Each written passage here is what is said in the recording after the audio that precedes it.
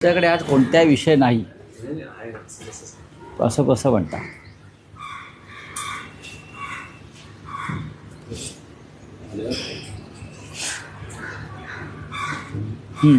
रावसाहेब, राष्ट्रीय स्वयंसेवक संघाचे अध्यक्ष मोहन भागवत यांचा अमेरिका दौरा दृष्टिक्षेपात आहे.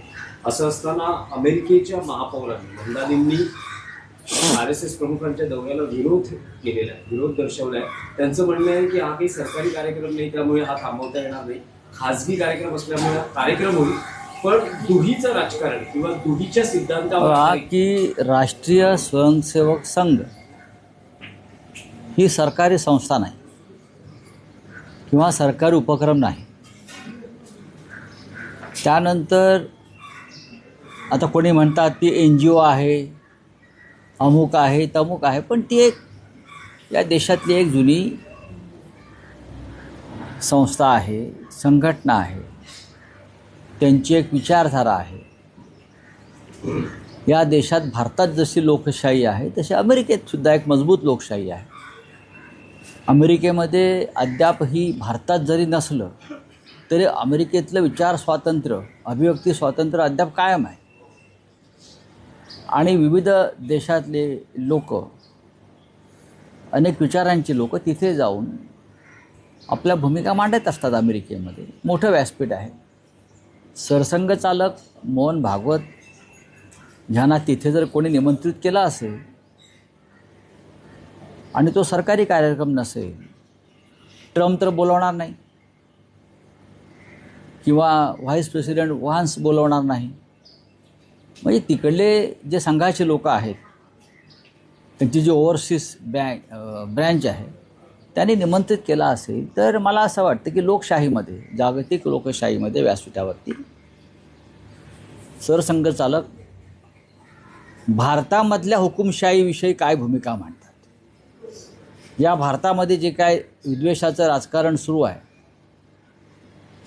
आणि ज्यात भारतीय जनता पक्षाचा उल्लेख वारंवार केला जातो, नरेंद्र मोदी आणि अमित शहा यांनी या देशामध्ये जो सरकार पुरस्कृत दहशतवाद निर्माण केलेला आहे, त्या संदर्भात निदान परदेशात जाऊन तरी मोहनराव भागवतांनी आपली भूमिका मांडावी अशी लोकशाही प्रेमी जगातल्या मंडळींची इच्छा आहे. आणि न्यूयॉर्कचे जे महापौर आहेत ते भारतीय वंशाचे आहेत, तर त्यांनी त्यांच्या भाषणाकडे लक्ष ठेवलं पाहिजे, एवढंच मी सांगेन. पण मला असं वाटतं की मोहनराव भागवतांनी हिंदुस्थानातल्या त्या परिस्थिती सध्या जी सुरू आहे, तरुणांचा उद्रेक, जंतरमंतरवरची बंडाळी, तरुणांवर झालेला पॅलेट गनचा हल्ला, टिअर गॅस आणि ओव्हरऑल संपूर्ण देशामध्ये अनेक शहरामध्ये तरुणांचा सुरू असलेला विद्रोह, हे लोकशाहीसाठी अत्यंत महत्त्वाचं घडामोडी या देशामध्ये घडत आहेत. आणि अमेरिकेत मोहनराव भागवत या विषयावर बोलतील. भारतात जरी बोलले नाही तरी अमेरिकेत जाऊन ते बोलतील अशी मला अपेक्षा आहे. रावसाहेब, आणखी एक राष्ट्रीय राजकारणातला विषय आहे की NDA पासून दूर गेलेली, म्हणजेच भाजपपासून दूर गेलेली अकाली दल पंजाब निवडणुकांच्या पार्श्वभूमीवर पुन्हा एकदा भाजपबरोबर जाण्याच्या तयारीत दिसते आहे. नाही, ठीक आहे, त्यांचा प्रश्न आहे तो. भारतीय जनता पक्षाला पंजाबच्या निवडणुकीमध्ये कोणीतरी हवं आहे, सहकारी. स्वबळावरती भारतीय जनता पक्षाला विधानसभेच्या 5 जागाही मिळणार नाही, हे आपण मागच्या इलेक्शनला बघितलं आहे. अकाली दलाच्या मदतीनं काय हातपाय मारता येतील का, हे जर त्यांनी ठरवलं असेल तर तो त्यांचा प्रश्न आहे. पण अकाली दल जर भारतीय जनता पक्षाबरोबर जाणार असेल तर अकाली दलाला त्याचा अजिबात फायदा होणार नाही. किंबहुना अकाली दलाची उरली सुरली पत आणि प्रतिष्ठा ही रसातळाला जाईल. आपण NDAतून का बाहेर पडलो, अकाली दल, ह्याचं पुन्हा एकदा चिंतन अकाली दलाने केलं पाहिजे. पंजाबच्या जनतेशी नरेंद्र मोदी आणि अमित शहा हे सुडाने वागले, चुकीच्या पद्धतीनं वागले. शेतकऱ्यांच्या प्रश्नावर पंजाबच्या ते चुकीचे वागले, म्हणून अकाली दल हे दूर गेले. मग हे सगळे प्रश्न मिटले का? नाही. महाराष्ट्राच्या संदर्भात जो विषय आहे, तुम्ही परिवहन मंत्र्यांना पत्र लिहिलं होतं आणि रिक्षा चालकांचा विषय मांडला होता. काल परिवहन मंत्र्यांचं एक विधान आलेलं आहे, जे काही तुमच्याकडून आरोप वजा टीका झाली होती की रॅपिडो सारख्या काही ज्या ॲप्स आहेत किंवा ज्या काही कंपन्या आहेत त्यांचे परिवहन मंत्र्यांशी काही व्यावसायिक मी संबंध. असं बोललो नाही. मी असं त्यावर पत्रात, त्या पत्रामध्ये माझा असा कोणाचा उल्लेख आहे का? नाही. त्यावर पण परिवहन मंत्र्यांचं असं म्हणणं आहे की असे जर काही पुरावे असतील तर ते संजय राऊतांनी समोर आणावे. बघा, परिवहन मंत्री हे या महाराष्ट्रातले एक धर्मात्मा आहेत, बरं. आणि ते आता राज्याचे परिवहन मंत्री आहेत. नाशिक आणि इतर भागातल्या रिक्षा चालकांच्या संघटनांनी माझ्याकडे जी कागदपत्र सुपूर्द केली त्यात स्पष्ट दिसतं आहे की सरकारमधल्या काही मंत्रिमंडळातल्या म्हणजे मंत्र्यांना रॅपिडोनं विविध मार्गाने उपकृत केलं आहे. मी कोणाचं नाव घेतलं का? उपकृत केलं आहे. त्यांची सार्वजनिक मंडळं, त्यांच्या दहीहंड्या यांना प्रायोजक म्हणून पैसे दिले आहेत. म्हणजे हा जो इंटरेस्ट आहे त्याला म्हणतात कॉन्फ्लिक्ट ऑफ इंटरेस्ट. ठाण्यातली जी दहीहंडी परिवहन मंत्र्यांची असते वर्षानुवर्ष, त्याच्यामध्ये मला त्यांनी मुलांनी दाखवलं रिक्षा झालं.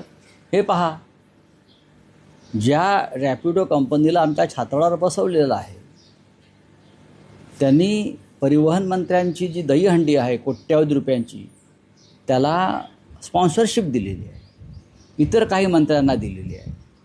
आता हा जर मुद्दा समोर येत असेल तर परिवहन मंत्र्यांचं हे काम आहे की रिक्षा चालकांच्या आरोपांचं समाधान करणं. माझं नाही, मी हजारो रिक्षा चालकांचा प्रतिनिधी आहे. उद्यापासून मी रिक्षातून फिरेन पाहिजे, बरं. हे तुमचं काम आहे. तुम्ही आव्हानं कोणाला देत आहे? रिक्षा चालकांचे शिष्टमंडळ तुमच्याकडे भेटण्यासाठी वेळ मागत आहे. ही आमच्या पोटावरती जे तुम्ही मारताय, लाथ मारताय रॅपिडोच्या छत्राखाली, आमचं तुम्ही म्हणणं आहे का? परिवहन मंत्र्यांना रॅपिडोबरोबर बैठक घ्यायला वेळ आहे, पण मराठी रिक्षा चालक आहेत महाराष्ट्रातले, त्यांचं ऐकायला वेळ नाही. ह्याच्यावर बोला, आव्हानं देऊ नका. तुम्ही अडचणीत याल. याच रिक्षा चालकांचा विषय होता जो मराठी भाषा रिक्षा चालकांना येण्यासंदर्भातला परिवहन मंत्र्यांनी जो नवा नियम किंवा एक नवं पाऊल उचललेलं आहे. मुख्यमंत्र्यांनी सांगितलं की आणखी 3 महिने त्यांना मुदत वाढवून द्या. आणि हे मुख्यमंत्र्यांनी दिलेली नसून उत्तर प्रदेशच्या ज्या निवडणुका आहेत त्यासाठी त्यांना त्यांचे जे पक्षप्रमुख आहेत, त्यांचे पार्टी चीफ अमित शहा वगैरे, त्यांच्या सूचनेनुसार आता मुदत वाढवली जाते आहे. पण ठीक आहे, त्याच्यामध्ये आम्हाला पडायचं नाही. योगी आदित्यनाथ किंवा अमित शहा, नरेंद्र मोदी यांच्या आदेशानं ते काम करत आहेत. मी ज्या रिक्षा चालकांचा प्रश्न मांडतो ते मराठीच आहेत ना. मराठी येण्याचा आणि मराठी रिक्षा चालकांची रोजीरोटी हिरावून घेण्याचा, हे 2 वेगळे प्रश्न आहेत. मी मराठी रिक्षा चालकांची रोजीरोटी मिस्टर परिवहन मंत्री हिरावून घेत आहेत रॅपिडोच्या माध्यमातून, तो प्रश्न मांडतो आहे. दुसरा कोणताही प्रश्न मी मांडायला तयार नाही. आणि ह्या रिक्षा चालकांच्या शिष्टमंडळाला परिवहन मंत्री अद्याप का भेटत नाहीत? मी स्वतः वेळ मागितला आहे लोकप्रतिनिधी म्हणून. तुमचं आमचं काय भांडण असेल ते असेल राजकीय, पण मी लोकप्रतिनिधी म्हणून, खासदार म्हणून आपल्याकडे रिक्षा चालकांच्या वतीनं त्यांचे प्रश्न मांडण्यासाठी वेळ मागतो आहे. आणि आपण अमित शहांना विचारल्याशिवाय मला वेळ देणार नाहीत. पक्षप्रमुख तुमचे दिल्लीत आहेत, तुम्ही अमित शहांना विचारणार की संजय राऊतांनी माझ्याकडे वेळ मागितलेला आहे, मी काय करू? तिथं म्हणतील त्यांना वेळ देऊ नका, पण मी त्यांच्याकडे वेळ मागत राहील. अमित शहा मंत्रिमंडळातून जातील तेव्हा बहुतेक ते मला वेळ देतील. काय हरकत नाही, त्यांचं स्वागत आहे. जर रिक्षा चालकांच्या किंवा मराठी बेरोजगारांच्या प्रश्नावरती त्यांनी माझ्याकडे आलं तर मी त्यांचं स्वागत करेन. त्यांनी मला वेळ दिला तर मी त्यांच्या कार्यालयात जाईन. याच्यामध्ये कोणत्या इगोचा प्रश्नच येत नाही. हजारो रिक्षा चालकांचा हा प्रश्न आहे, त्यांच्या कुटुंबाचा प्रश्न आहे, मराठी मुलांचा प्रश्न आहे.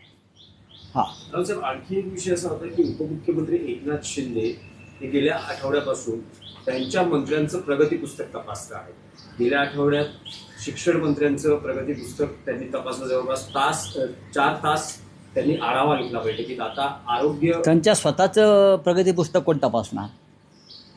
मुख्यमंत्री तपासतात. उपमुख्याध्यापक आहेत ना ते, त्यांच्या गटाचे, त्यांचं कोण तपासणार? हे आधी उत्तर द्या.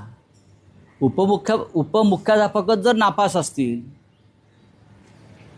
कामामध्ये, त्यांच्या प्रगतीमध्ये, तर ते त्यांच्या मुलांचं काय तपासणार, विद्यार्थ्यांचं? संपूर्ण त्यांचं मंत्रिमंडळ नापास आहे. मुख्यमंत्र्यांसह आदित्य ठाकरे सध्या महाराष्ट्रातल्या सर्वच रस्त्यांवर जाऊन पाहणी करतायत. कसे खड्डे आहेत, त्याचा कसा उद्योगधंद्यांना त्रास होतो आहे, जनतेला त्रास होतो आहे, किती यातना होत आहेत. काल कोकणात होते आदित्य ठाकरे, आपण पाहिलं असेल. ही जबाबदारी कोणाची आहे? स्वतःचं प्रगती पुस्तक आधी उपमुख्यमंत्र्यांनी तपासायला पाहिजे आणि मग मंत्र्यांचं. मंत्री तर नापासच आहेत ना. मंत्री हे काय म्हणतात, पूर्वी एटीकेटीने पण पास होऊ शकत नाहीत. या लायकीचे मंत्री आहेत त्यांचे. सर, बीजेपी के आरएसएस के मोहन भागवत हैं जो अमेरिका जा रहे हैं, उनको अप्रोच किया। देखिए, राष्ट्रीय स्वयंसेवक संघ के प्रमुख सरसंघ चालक मोहनराव भागवत जी न्यूयॉर्क जा रहे हैं. उनको इनविटेशन है अमेरिका से. अमेरिका भी एक हिंदुस्तान की तरह एक लोकतांत्रिक देश है, डेमोक्रेटिक कंट्री है. मजबूत डेमोक्रेसी आज भी वहाँ है. वहाँ आज भी freedom of speech, freedom of expression को बहुत मान्यता है. चाहे हिंदुस्तान में नहीं है, ये सब ख़त्म हो गया. हिंदुस्तान में तानाशाही चल रही है. तो मुझे विश्वास है कि मोहनराव भागवत जी न्यूयॉर्क में जाकर हिंदुस्तान में जो तानाशाही चल रही है, हिंदुस्तान में freedom of speech, freedom of expression, सभी बातों पर देश के अपोजिशन, उनके ऊपर जो हमले हो रहे हैं, उस बारे में अंतर्राष्ट्रीय मंच पर जाकर बात करेंगे. ऐसा मुझे विश्वास है. देश में जंतर मंतर पर, देश की राजधानी में युवाओं के ऊपर जिस प्रकार से पैलेट गन चलाए गए, वो भी एक मुद्दा अंतर्राष्ट्रीय स्तर पर चर्चा में है. टीयर गैस चलाई बच्चों के ऊपर, अमानवीय तरीके से. हाँ, लाठियों को किले मारकर मार दिया. छोटी छोटी बच्चियाँ थी, उनके साथ बहुत ही अश्लील हरकतें की गई पुलिस ऑफिसर की तरफ से. ये सभी मुद्दों पर अगर न्यूयॉर्क में जाकर मिस्टर भागवत, आरएसएस चीफ, बात करेंगे, अपनी बात रखेंगे, तो पूरा विश्व उनकी बात सुनेगा. लोकतंत्र में सभी को बात करने का अधिकार है और न्यूयॉर्क के मेयर साहब ने देखिए ये बात समझनी चाहिए. आप प्रेस कॉन्फ्रेंस में सवाल पूछिए भागवत साहब को देश के बारे में. ये देश में क्या चल रहा है, ये तानाशाही जो देश में चल रही है 2 नेताओं की, उसके लिए जिम्मेदार कौन है? आरएसएस है. इस प्रकार के सवाल अगर अमेरिका में उठते हैं और भागवत जी से वहाँ के पत्रकारों को सवाल पूछने के लिए इनकरेज करते हैं, तो बहुत बड़ा काम हिंदुस्तान के लोकतंत्र के लिए हो जाएगा. धन्यवाद. राहुल साहब, वो इन दिनों मुंबई में ऑटो रिक्शा चालकों को मराठी आनी चाहिए, ये मुद्दा खास चर्चा में है. परिवहन मंत्री उसके लिए बहुत इनिशिएटिव ले रहे हैं, लेकिन बात ऐसी है, ये मुद्दत बढ़ा के ये अमित शाह का आदेश है या मोदी जी का आदेश है? बोल रहा जो यूपी का इलेक्शन है ना, तो जो परिवहन मंत्री के पार्टी के चीफ कौन है? अमित शाह है. दिल्ली में बैठते, चुनाव लड़ना है यूपी में, तो 3-3 महीने की मुदत देते हैं. लेकिन भाई, हम ये कहते हैं कि उत्तर प्रदेश में जो रिक्शा चलाता है उसको हिंदी आनी चाहिए. अगर वो कन्नड़ में बात करेगा तो कैसा चलेगा, पंजाबी में बात करेगा तो कैसा चलेगा? वहाँ हिंदी आनी चाहिए. बंगाल में रिक्शा चलाता है कोई, उनको बंगाली आनी चाहिए. आंध्र में अगर कोई रिक्शा चलाता है उनको तेलुगु आनी चाहिए, ये मुद्दा है। लेकिन बार बार हमारे ट्रांसपोर्ट मिनिस्टर पीछे हट रही है। दिल्ली से संदेश आता है तो पीछे हटो। ये कोई भाषा का विवाद नहीं है, ये कोई प्रांतों का विवाद नहीं है, ये समझना चाहिए। कुछ दिनों से मैं एक मुद्दा उठा रहा हूँ, यहाँ रैपिडो बाइक टैक्सी ला रहे हैं परिवहन मंत्री, और उसका सीधा दुष्परिणाम हो रहा है यहाँ के रिक्शा वाले जो है मराठी, उनके ऊपर। उनकी रोजी रोटी ये लोग छीन रहे हैं, लेकिन उनके तरफ उनका ध्यान नहीं है ना, परिवहन मंत्री का, ट्रांसपोर्ट मिनिस्टर का। मैं खुद एक सांसद उनसे बार बार मांग कर रहा हूँ कि जो रिक्शा चालक है, रिक्शा चलाने वाले लोगों को जो डेलीगेशन है, आप उनको टाइम दीजिए, उनकी बात सुनिए, उनके साथ मैं भी आने को तैयार हूँ। लेकिन ट्रांसपोर्ट मिनिस्टर को ये गरीब रिक्शा वालों के लिए टाइम नहीं है, राजनीति करने के लिए पूरा टाइम है। सर बोरलीचे प्रश्न. हाँ? बोरलीचं. काय आहे? सुरव्यांनी भोसरी गाणं लावलं होते. हाँ? सुरव्यांनी भोसरी गाणं लावलं होतं.